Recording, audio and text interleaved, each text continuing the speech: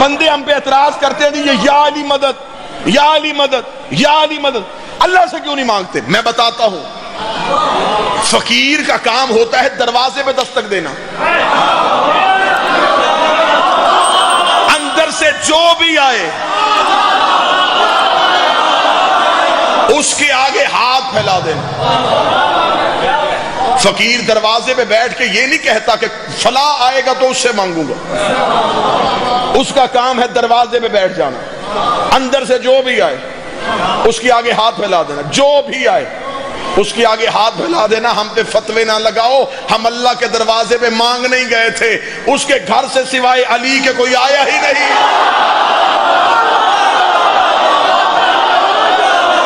یا تو مجھے اللہ کے گھر سے کوئی نکلتا دکھا، اللہ کے گھر سے آیا ہے تو صرف شیعوں کا پیر آیا ہے۔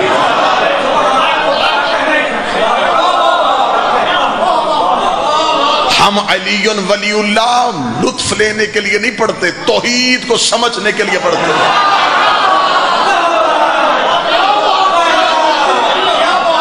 آج بندے اعتراض کرتے تیرا جب جی بات یہ شیعوں نے باتیں بنائی ہیں، ان سے کوئی بندہ نہیں پوچھتا یہ کیسے ہو سکتا ہے کہ علی کی ماں دیوار کے قریب آئے اور دیوار پھٹ جائے؟ دیوار کیوں پھٹی؟ بی بی دروازے سے کیوں نہیں گئی؟ دروازے سے آ سکتی تھی۔ خانہ کعبہ کے تالے کی چابی بی بی کے گھر پڑی تھی،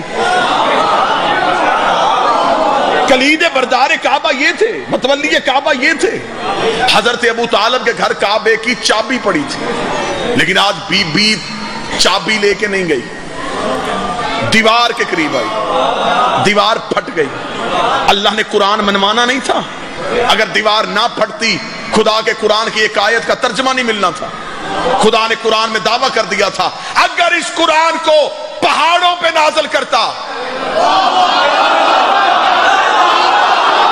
مہربانی کرو، احسان کرو، پہاڑ اس کی ہیبت سے ریزہ ریزہ ہو جاتے۔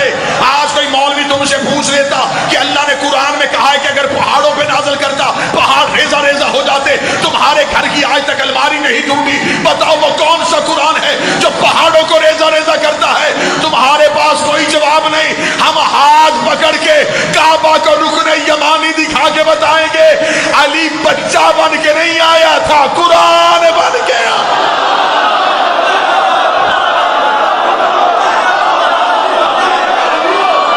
جو اتنا ہے وہ قرآن ہے،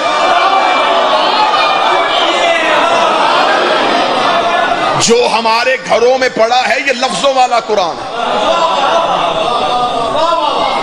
میں جملہ بڑا خوبصورت جملہ دینے لگا، بڑا خوبصورت جملہ، بڑا خوبصورت جملہ۔ علی لفظوں میں ڈھلے تو قرآن بنتا ہے، قرآن جسم میں آئے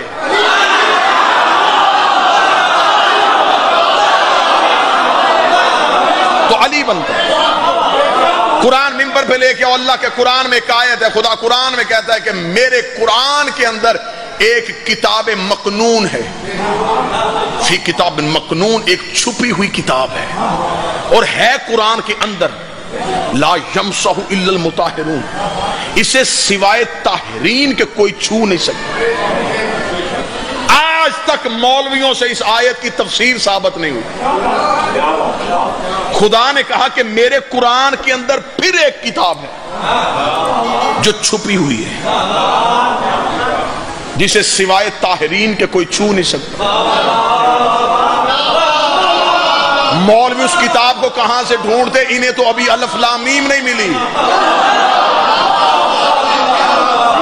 ہر معرفت والے بندے کو میرا ممبر سے سلام۔ قرآن کے اندر ایک چھپی ہوئی کتاب ہے۔ دو صحابی مدینے میں مسجد میں بیٹھ کے اس آیت کی تفسیر ڈھونڈ رہے تھے، یا قریب سے سلمان گزرے، ان میں سے ایک نے کہا اس سے بلاؤ، یہ علی کا شاگرد ہے، اس سے پوچھتے ہیں کہ اس آیت کی تفسیر کیا ہے۔ ایک صحابی نے کہا سلمان، قرآن میں ہے کہ اس قرآن کے اندر ایک کتاب چھپی ہے، بتا سکتا ہے کہ وہ کون سی کتاب ہے؟ سلمان رکے اور چہرہ ان کی طرف کر کے کہا تفسیر بتاؤں یا دکھاؤں؟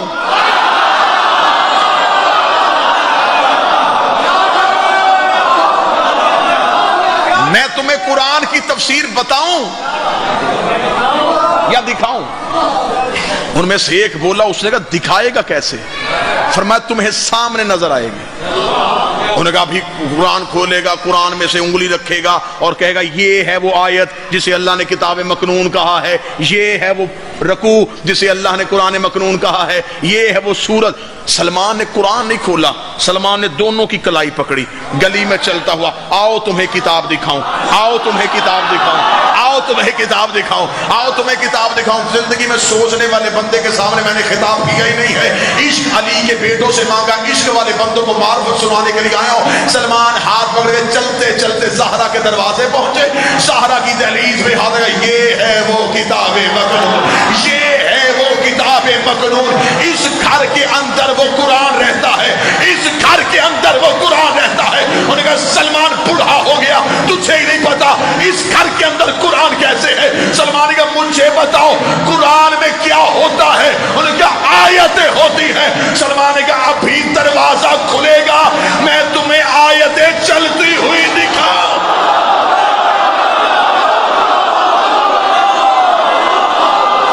سارے بولو ہاتھ اٹھا کے حیدری۔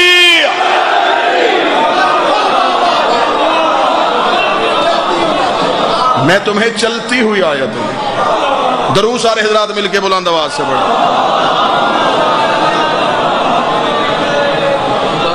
بسم اللہ یا علی، عید مبارک سر، خیر مبارک سے۔ واجب الاحترام، قابل سادہ احترام، عزت مآب، آپ کے میرے پسندیدہ ترین ذاکر، اصل جشن والے ذاکر، پڑھے لکھے بھی، معیاری گفتگو، معیاری شاعری، بہترین تلفظ، بہترین ادائیگی، بہت بڑے باپ کے عظیم بیٹے، آج کی اس خوشی کے صدقے میں میرا مالک ہمیشہ کی خوشیاں نصیب فرمائے، حاسدین کی حسد سے بچائے، شریروں کے شر سے بچائے، دشمن کی نظر سے بچائے، ہر علی ولی اللہ پڑھنے والا ہمیشہ کے لیے سلامت رہے، اپنے شاگرد، اپنے سوزیوں، اپنے خاندان، دوست احباب کے ساتھ قائم کے ظہور تک آباد رہے۔ سلمان نے کہا آؤ میں تمہیں چلتی ہوئی آیتیں دکھاؤں۔ علی قرآن بن کے کعبے کی دیوار پہ آیا۔ چلیں آیت آگے چلتی ہے، اسی آیت کو مکمل کرو اور میں آپ کو سلام کروں۔ خدا کہتا ہے احدنا ابراہیم و اسماعیل، ہم نے وعدہ لیا تھا ابراہیم اور اسماعیل سے، ان طاہر بیتی، تم دونوں باپ اور بیٹے نے میرے گھر کو پاک کرنا ہے۔ میں نے وعدہ کیا تھا میں قرآن سے جشن پڑھوں گا، ایک آیت اور اس میں پورا جشن بند ہے۔ خدا کہتا ہے میں نے ابراہیم اور اسماعیل سے وعدہ لیا تھا کہ تم دونوں نے صرف میرے گھر کو پاک رکھنا ہے، طاہرہ بیتی، میرے گھر کو صاف رکھنا ہے۔ میرے مالک کیوں رکھے صاف؟ تو نے آنا ہے، تو نے رہنا ہے۔ خدا نے کہا نہیں، للطائفین العاکفین ورکع السجود، اس گھر کو پاک کرو، اس میں طواف ہوگا، اس گھر میں رکوع ہوگا، اس گھر میں سجدہ ہوگا، اس گھر میں اعتکاف ہوگا۔ یہ چار لفظ قرآن میں نہ ہو، میں تمہارا نہیں اللہ کا مجرم۔ اب بھی قرآن منبر پہ لے کے آؤ، خدا نے کہا ابراہیم اور اسماعیل میرے گھر کو پاک کرو، صاف کرو، اسے ذرا اچھی طرح سجاؤ۔ یہاں چار کام ہونے ہیں، طواف، رکوع، سجدہ، اعتکاف۔ اب میرا شیعہ سنی مجمع مجھے بول کے بتائے، طواف کعبے کے اندر نہیں ہوتا، باہر ہوتا۔ خدا نے کہا گھر کو اندر سے پاک کرو، جب طواف اندر ہونا ہی نہیں تھا پاک کیوں کرنا؟ آگے چلتے میرے مالک کوئی اور کام، فرمایا رکوع ہونا ہے۔ میرے مالک رکوع بھی کعبے کے اندر نہیں ہونا، باہر ہونا۔ فرمایا اندر سے صاف کرو۔ تیسرا کام فرمایا سجدہ ہوگا، سجدہ بھی کعبے کے اندر نہیں ہوتا، کعبے کو ہوتا ہے۔ چوتھا کام خدا نے کہا میرے گھر میں اعتکاف ہونا ہے، اعتکاف کعبے کے باہر نہیں ہوتا، اندر ہوتا ہے۔ اس کا مطلب ابراہیم اور اسماعیل کو نبوت اسی بات پہ ملی تھی، تم نے اس گھر کو اتنا پاک کر دینا ہے کہ اس میں کسی نے 3 دن رہنے کے لیے آنا۔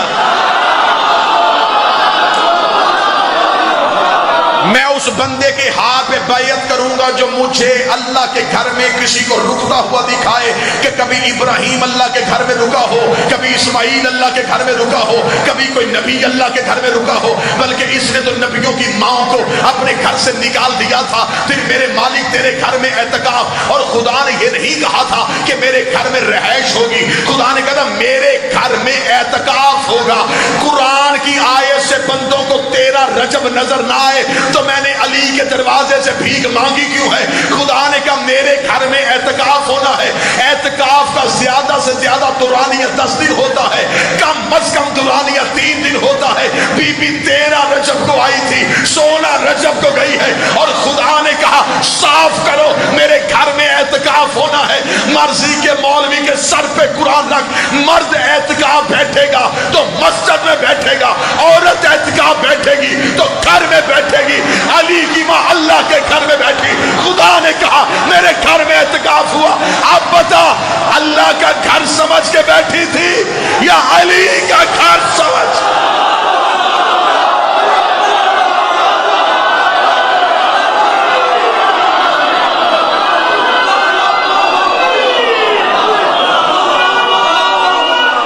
بسم اللہ۔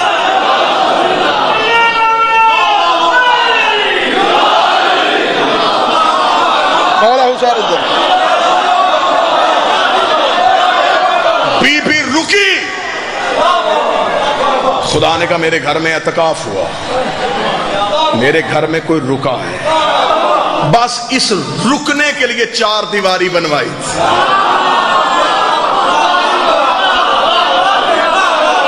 کعبہ بنا ہی علی کے آنے کے لیے تھا۔ نماز کدھر منہ کر کے پڑھتے ہو؟ کعبے کی طرف۔ نمازوں کا مرکز کعبہ ہے، کعبے کا مرکز علی ہے۔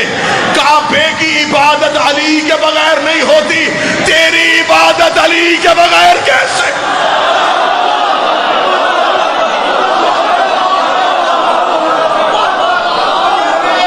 اہل سنت کتابوں سے یہ حدیث نبوی دکھانے کے لیے تیار ہو۔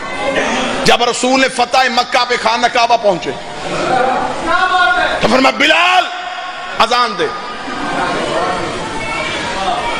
بلال خانہ کعبہ کی چھت پہ چلے گئے۔ سنی کتابوں میں لکھا ہوا، ایک انگریزوں نے ایک فلم بنائی دی میسج، اس میں یہ پورا سین انہوں نے عکس بند کیا۔ اوپر چڑھ گیا بلال اور اب رش میں نبی کو ڈھونڈ رہا ہے۔ اندر کے حالات جانے والے نبی نے کہا بلال کیا ہوا؟ فرمایا یا رسول اللہ زمین پہ اذان دیتا تھا،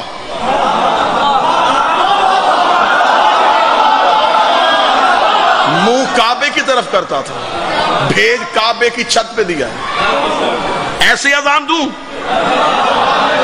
علم عباس گواہ ہے، نبی کا جو فرمان ہے وہ کتابوں میں آج بھی درج ہے۔ نبی نے اونچی آواز میں کہا مجمع میں ڈھونڈ علی کہاں ہے؟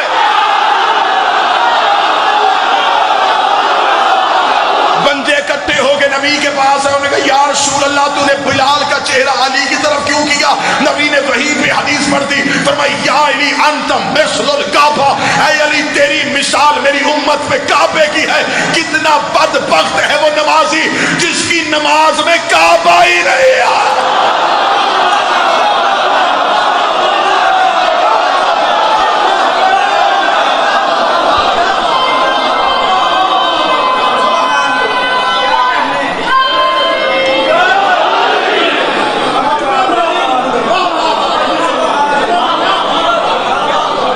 عشق آزماؤ علی سے، اس نے تو کرم کر دیا، اس نے اپنی ولایت ہمیں دے دی، اب امتحان ہمارا ہے۔ جس بندے نے علی، بس آخری جملے کہہ کے میں قبلہ قاضی صاحب کے حوالے میں بر کر لوں گا، ہمیں جو اس نے علی کی ولایت دی ہے یہ اس نے ہمیں روز اول دے دی تھی۔ اور مہربانی کرو دنیا میں لوگوں کی منتیں نہ کیا کرو علی اللہ پڑھنے کے لیے، جنہوں نے پڑھنا تھا وہ اللہ نے چن لیے۔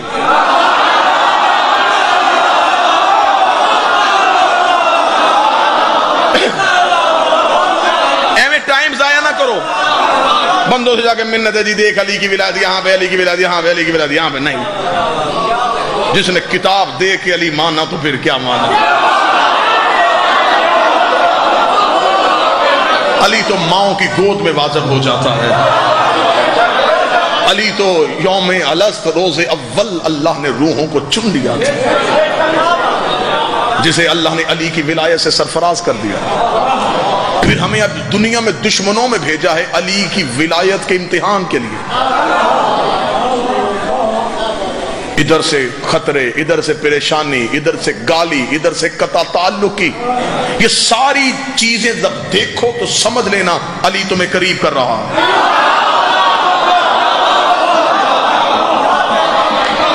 ولایت آ گئی. ہم دن میں 5 دفعہ اللہ کی بارگاہ میں جا کے صرف اس سے ایک ہی دعا کر دے، اہدنا الصراط المستقیم. ہمیں علی کی ولایت میں قائم رکھ.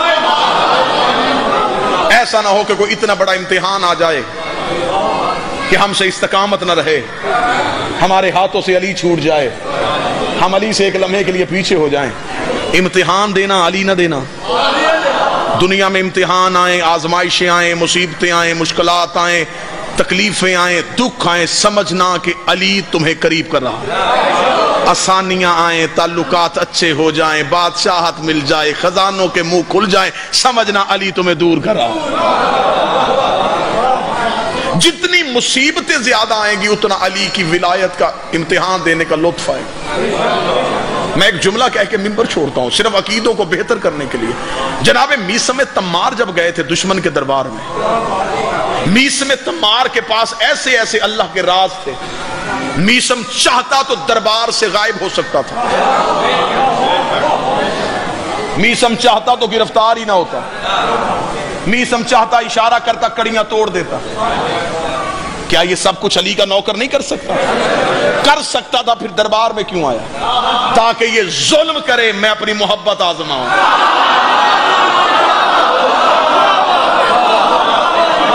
کہ میں علی کے ساتھ کتنا مخلص ہوں. جان بوجھ کے علی کے نوکر دشمن کو، طوفان کو للکارتے تھے کہ ادھر سے طوفان آئے اور میں اپنی جرت آزماؤں. تنہا کھڑا ہے دشمن کے دربار میں. جملے کتاب کے بالکل بے عینے ہی نہ ہو تو منبر پہ آنے کا ایک لمحے کا لیے میرے مالک مجھے اجر عطا فرمائے. یوں قیدی کھڑا ہے اور حاکم نے، بادشاہ نے دیکھے کہا علی چھوڑ دے. میثم نے یوں اس کی طرف دیکھا، بکواس بند کر.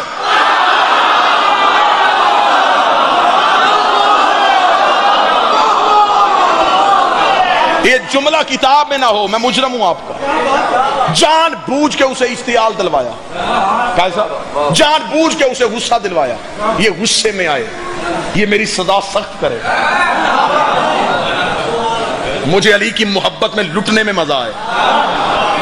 کہا بکواس بند کر. اسے اپنی توہین محسوس ہوئی کہ دربار میرا، سپاہی لشکر میرے دربار میں کھڑا ہو کہہ رہا ہے مجھے بکواس بند کرو. کہا شکنجا چڑھاؤ اسے. میثم کے پورے بدن میں شکنجا آ گیا. میثم کے قریب آیا، چھڑی میثم کے منہ پہ ماری. کہتا تیرا بدن کٹوانے لگا ہوں. میثم نے کہا جلدی کر.